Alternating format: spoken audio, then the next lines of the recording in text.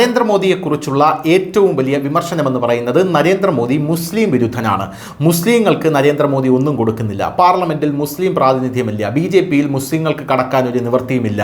മുസ്ലിങ്ങളെ നരേന്ദ്രമോദി ചുട്ടുകൊന്ന് തിന്നിട്ടാണ് നരേന്ദ്രമോദി അധികാരത്തിലേറാൻ പോകുന്നത് എന്നായിരുന്നു 2014 നരേന്ദ്രമോദി ഇന്ത്യൻ പ്രധാനമന്ത്രിയായി വരാൻ പോകുന്നു എന്ന് പറഞ്ഞപ്പോൾ തന്നെ ഇവിടെ ഉണ്ടായിരുന്ന പ്രചാരണം അല്ലെങ്കിൽ ഇവിടെ ഉണ്ടായിരുന്ന നെറേറ്റീവ്.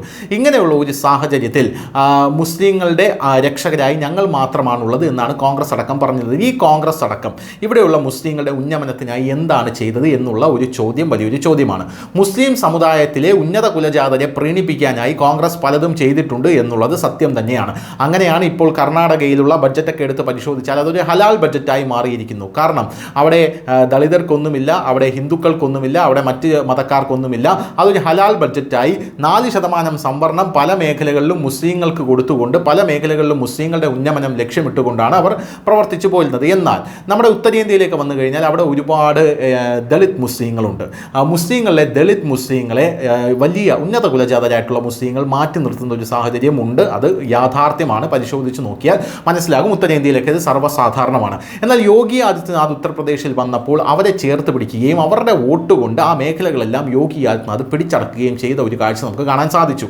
കോൺഗ്രസ് മുസ്ലിങ്ങളുടെ രക്ഷകനാണ് എന്ന് പറയുമെങ്കിലും മുസ്ലിങ്ങൾക്ക് വേണ്ടി കോൺഗ്രസ് എന്താണ് ചെയ്തത്? അതായത് പാവപ്പെട്ട ദരിദ്രരായിട്ടുള്ള മുസ്ലിങ്ങൾക്ക് വേണ്ടി കോൺഗ്രസ് എന്താണ് ചെയ്തത് എന്നുള്ളൊരു ചോദ്യം വലിയൊരു ചോദ്യമായി തന്നെ അവശേഷിക്കുന്നുണ്ട്. റമദാൻ വരുമ്പോൾ ഇഫ്താർ പാർട്ടി നടത്തുന്ന ഒരു സംവിധാനമുണ്ട് കോൺഗ്രസ് പാർട്ടിക്ക്. അങ്ങനെ ഇഫ്താർ പാർട്ടി നടത്തി അത് TV-കളിലും മറ്റും കൊട്ടിഘോഷിച്ച് ഇതാ ഞങ്ങൾ മുസ്ലിങ്ങളുടെ കൂടെയാണ് എന്ന് പറഞ്ഞ് പൊടിയും തട്ടിപ്പോകുന്ന ഒരു കാഴ്ചയാണ് കോൺഗ്രസ് ചെയ്ത് നമ്മൾ കണ്ടിട്ടുള്ളത്. എന്നാൽ ഇതേ കോൺഗ്രസ് ആ സമയത്ത് റമദാൻ മാസത്തിൽ ഒരു പിടി അരി പോലും ഭക്ഷിക്കാനില്ലാത്ത അല്ലെങ്കിൽ ഒരു പിടി ഗോതമ്പ് പോലും ഇല്ലാത്ത ധാന്യമണികളില്ലാത്ത ദരിദ്രരായിട്ടുള്ള മുസ്ലിങ്ങളുടെ കുടുംബങ്ങളിലേക്ക് എത്തി നോക്കിയിട്ടുണ്ടോ കോൺഗ്രസ് സർക്കാരോ UPA സർക്കാരോ എന്നുള്ളൊരു ചോദ്യം അവിടെ വലിയൊരു ചോദ്യമായി തന്നെ അവശേഷിക്കുന്നുണ്ട്. എന്തായാലും നമ്മുടെ രാജ്യത്ത് നരേന്ദ്രമോദി സർക്കാർ പുതിയൊരു പദ്ധതി കൊണ്ടുവരികയാണ്. ഇപ്പോൾ നരേന്ദ്രമോദിക്കെതിരെയുള്ള വലിയ വിമർശനം എന്ന് പറഞ്ഞാൽ മോദി റമദാനിൽ ഇഫ്താർ നടത്തുന്നില്ല എന്നുള്ളതാണ്. എന്നാൽ മോദി വേറെ പല കാര്യങ്ങളിലും തിരക്കിലാണ്. അതെന്താണെന്നല്ലേ? അതായത് നരേന്ദ്രമോദി ഈ മാസം, അതായത് റമദാൻ മാസം മനസ്സിൽ വെച്ചുകൊണ്ട് വരും വർഷങ്ങളിലും ഈ വർഷം തൊട്ടും 32 ലക്ഷം ദരിദ്ര മുസ്ലിങ്ങൾക്ക് സൗഗത് ഇ മോദി എന്ന് പറയുന്ന ഒരു പദ്ധതി ആവിഷ്കരിച്ചിരിക്കുകയാണ്. എന്താണ് ഈ സൗഗത് ഇ മോദി? ഈ സൗഗത് ഇ മോദി എന്ന് പറയുന്നത് ഈദ് സമയത്ത് ഒരു ദരിദ്ര മുസ്ലിം പോലും പട്ടിണി കിടക്കാൻ പാടില്ല. അങ്ങനെ 32 ലക്ഷം ദരിദ്ര മുസ്ലിങ്ങൾക്കാണ് നരേന്ദ്രമോദി ഈ സൗഗത് ഈ ഈദ് കിറ്റ് വിതരണം ചെയ്യുന്നത് എന്നാണ് നമുക്ക് മനസ്സിലാക്കാൻ സാധിക്കുന്നത്. ഇനി വരും വർഷങ്ങളിലും ഇത് തുടരും. ഇത്തരത്തിലുള്ള പ്രവർത്തനങ്ങളെല്ലാം കണ്ടില്ലെന്ന് നടിച്ച് നരേന്ദ്രമോദി ഇഫ്താർ നടത്തുന്നില്ല എന്ന പ്രവർത്തനം മാത്രം എടുത്ത് മുന്നിലേക്ക് വെച്ചാണ് മാധ്യമങ്ങൾ നരേന്ദ്രമോദിയെ വിമർശിക്കുന്നത്. എന്നാൽ ഇതൊന്നും ആരും അറിയാറില്ല, ആരും അറിയാനും ശ്രമിക്കാറില്ല. സൗഗത് ഈ ഈദ് എന്ന് പറയുന്ന ഈ നരേന്ദ്രമോദി കിറ്റുകൾ ഇനി മുതൽ ദരിദ്ര മുസ്ലിങ്ങൾക്ക് റമദാൻ മാസത്തിൽ ലഭിക്കും. വരും കാലങ്ങളിൽ 32 ലക്ഷം മുസ്ലിങ്ങളെ സഹായിക്കുന്നതിനായി BJP മോദി കിറ്റുകൾ വിതരണം ചെയ്യുമെന്ന് BJP ന്യൂനപക്ഷ മുന്നണി പ്രസിഡന്റ് ജമാൽ സിദ്ദിഖി പറഞ്ഞു. ഇതിനായി BJP സംഘടനാ തലത്തിൽ പ്രവർത്തിക്കാൻ തുടങ്ങിയിട്ടുണ്ട്. 32,000 BJP ഭാരവാഹികളെ 32,000 പള്ളികളിൽ എത്തിച്ചേരാൻ ചുമതലപ്പെടുത്തിയിട്ടുണ്ട്. ഇതിലൂടെ ഓരോ ഉദ്യോഗസ്ഥനും 100 ദരിദ്രരെ സഹായിക്കാനായി സാധിക്കും. ദരിദ്ര മുസ്ലിങ്ങളെ ഇങ്ങനെ 32 ലക്ഷം കിറ്റുകൾ വിതരണം ചെയ്യും. പാവപ്പെട്ട കുടുംബങ്ങൾക്ക് ഈദ് ആഘോഷിക്കുന്നതിൽ ഒരു ബുദ്ധിമുട്ടും ഉണ്ടാകാതിരിക്കും, അവർക്കൊരു കുറവും സംഭവിക്കാതിരിക്കാനും പ്രത്യേക ശ്രദ്ധ ചെലുത്താൻ ഉദ്യോഗസ്ഥരോട് ആവശ്യപ്പെട്ടിട്ടുണ്ട്.